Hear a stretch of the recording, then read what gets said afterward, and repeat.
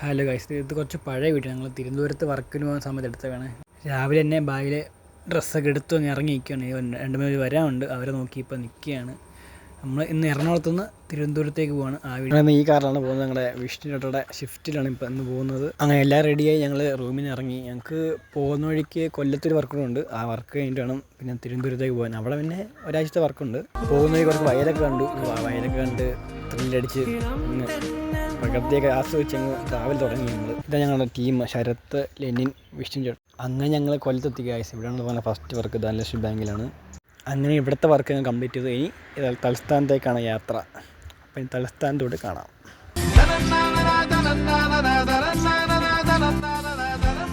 അങ്ങനെ തിരുവനന്തപുരത്തെത്തി. വർക്ക് ഇവിടെയാണ്. ഇത് ധനലക്ഷ്മി ബാങ്ക് തന്നെയാണ്. പിന്നെ അടുത്ത വീഡിയോ കാണുന്നവരെ ഓക്കെ, ബൈ.